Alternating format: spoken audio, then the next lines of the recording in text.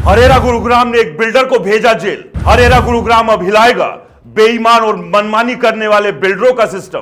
गिरफ्तारी वारंट को हल्के में लेने वाले बिल्डर हो जाए सावधान। हरेरा के आदेशों को रद्दी समझने की भूल करने वाले पीसेंगे जेल की चक्की। पीड़ित खरीदार के 26 लाख ना देने पर हरेरा ने जेल की सलाखों के पीछे भेजा बिल्डर। नमस्कार दोस्तों, मेरा नाम है राज के वर्मा और आप देख रहे हैं रिपोर्टर जी।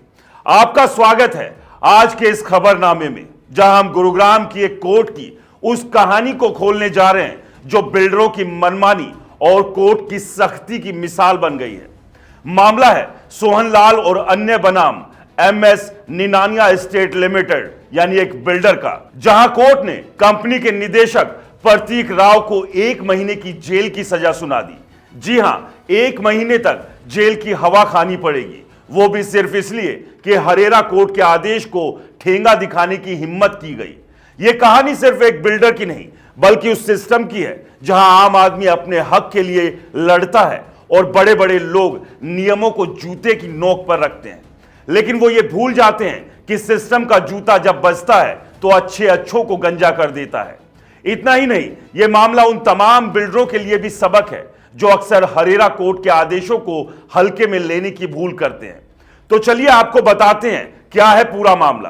तो दोस्तों, यह सिलसिला शुरू होता है Haryana real estate regulatory authority Gurugram के एक फैसले से, जिसमें अथॉरिटी ने निनानिया एस्टेट लिमिटेड नाम के बिल्डर को आदेश दिया कि वो शिकायतकर्ता सोहनलाल और अन्य को उनके 26,07,780 रुपए लौटाए।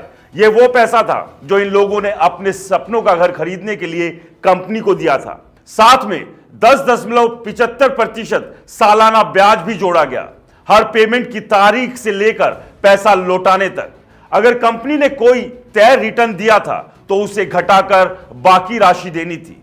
आसान शब्दों में, जितना लिया ब्याज समेत लौटाओ। लेकिन क्या हुआ, निनानिया एस्टेट ने यह पैसा लौटाने की जहमत नहीं उठाई। महीने बीते, साल बीता, लेकिन शिकायतकर्ताओं के खाते में एक पैसा नहीं आया। आखिरकार सोहनलाल और उनके साथियों ने कोर्ट में एग्जीक्यूशन पिटीशन दायर की, यानी पुराने आदेश को लागू करवाने की गुहार लगाई। कोर्ट ने कंपनी को नोटिस भेजा, जवाब सन्नाटा। कोई आपत्ति नहीं, कोई बहाना नहीं। यह तो वही बात हुई कि कोर्ट की बात को हवा में उड़ा दो और सोचो कि सब ठीक हो जाएगा। अब आगे बढ़ते हैं। 28 मई 2024 को शिकायतकर्ताओं ने कोर्ट में कहा, यह कंपनी पैसा नहीं दे रही, कुछ तो करो। कोर्ट ने निनानिया एस्टेट को फटकार लगाई और आदेश दिया, अपनी संपत्ति बैंक खातों की लिस्ट दो ताकि पैसा वसूला जा सके। यह जानकारी एक हल्फनामे में देनी थी और वो भी कंपनी के किसी डायरेक्टर को शपथ लेकर। अगली तारीख तय हुई 3 सितंबर 2024। कोर्ट ने साफ कहा, हलफनामा लाओ वरना अंजाम भुगतोगे। लेकिन क्या हुआ, 3 सितंबर को कोर्ट में ना हल्फनामा आया ना कोई डायरेक्टर। कंपनी ने सोचा शायद कोर्ट तो भूल ही जाएगा। अरे भाई, कोर्ट कोई दादी नानी की कहानी नहीं सुन रहा जो भूल जाएगा। शिकायतकर्ताओं ने फिर अर्जी दी, इनके डायरेक्टर्स को पकड़ो। कोर्ट ने सिविल प्रोसीजर कोड के नियम को खोला और फैसला सुनाया, डायरेक्टर्स के खिलाफ गिरफ्तारी वारंट जारी करो। 2 नाम सामने आए, प्रतीक राव और राहुल कुमार पाठक। अब वारंट तो जारी हो गए, लेकिन पकड़ना आसान नहीं था। कोर्ट के बैलिफ को जिम्मा दिया गया, वो निकला डायरेक्टर्स को पकड़ने, लेकिन हाथ खाली लौट आया। उसने कोर्ट में गुहार लगाई, मुझे पुलिस की मदद दो। कोर्ट ने खेड़कीदोला पुलिस स्टेशन को ऑर्डर दिया, बैलिफ की मदद करो, इन डायरेक्टर्स को पकड़ो। और फिर ASI रामपाल की टीम हरकत में आई। आखिरकार 17 मार्च 2025 को प्रतीक राव को हिरासत में लिया गया, जबकि राहुल कुमार पाठक अभी भी फरार है। 17 मार्च को प्रतीक राव को कोर्ट में पेश किया गया। बैलिफ और ASI रामपाल के साथ वो हाजिर हुए। जज ने पूछा, आप डायरेक्टर हैं? प्रतीक ने कहा हां। फिर सवाल, हल्फनामा क्यों नहीं दिया? जवाब में प्रतीक ने बहाना मारा, मुझे मामले की जानकारी नहीं थी। अरे भाई, कोर्ट ने तो नोटिस भेजा था, क्या वो हवा में उड़ गया? कोर्ट ने कहा नोटिस कंपनी को मिला था, यह बहाना नहीं चलेगा। CPC का नियम साफ है, अगर कोर्ट के आदेश की अवमानना करो तो 3 महीने तक सिविल जेल हो सकती है। जज ने प्रतीक से पूछा, कितने दिन की सजा दे? प्रतीक चुप, कोई जवाब नहीं। कोर्ट ने सारे तथ्य देखे, 26 लाख का नुकसान, हल्फनामे की अनदेखी, कोर्ट की अवमानना, फैसला सुनाया 1 महीने की सिविल जेल। प्रतीक को भौंडसी जेल भेजने का ऑर्डर दिया। अगली पेशी 16 अप्रैल 2025। साथ में जेल सुप्रिंटेंडेंट से डाइट मनी की रिपोर्ट मांगी गई जो शिकायतकर्ताओं को जमा करनी होगी। अब थोड़ा तंज कसते हैं। प्रतीक राव साहब, आप डायरेक्टर हो, कंपनी चलाते हो, लेकिन कोर्ट की बात को ऐसे नजरअंदाज किया जैसे कोई बच्चा होमवर्क भूल जाए। 26 लाख रुपए कोई चिल्लर नहीं जो जेब में डालकर घूम जाओ। शिकायतकर्ता साल भर से अपने पैसे के लिए भटक रहे हैं और आप कहते हो मुझे जानकारी नहीं थी। अरे तो क्या कंपनी कोई भूत चला रहा था?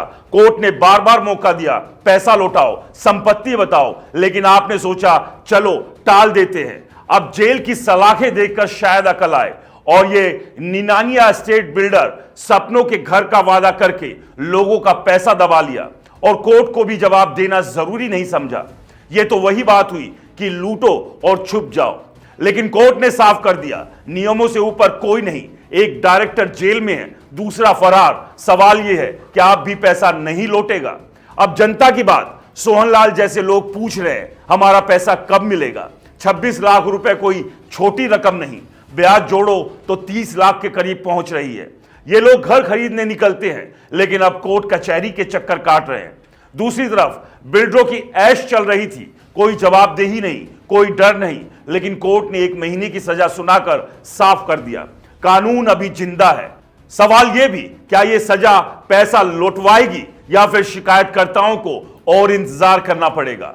राहुल पाठक अभी फरार है, क्या वो भी जेल जाएगा या कंपनी आखिरकार हार मान लेगी? आज 17 मार्च 2025 है और अगली तारीख 16 अप्रैल। तब तक भौंडसी जेल में प्रतीक राव को सोचने का वक्त मिलेगा। शायद अगली बार कोर्ट की बात को हल्के में ना लें।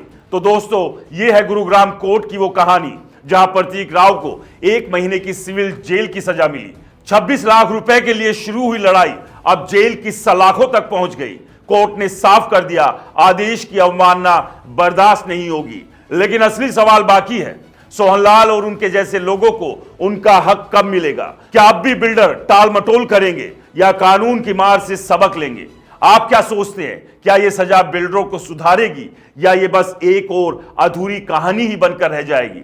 अपनी राय जरूर बताइए। तब तक इस कानूनी जंग पर नजर रखिए, क्योंकि यहां हर कदम पर हम सच को सामने ला रहे हैं। नमस्कार।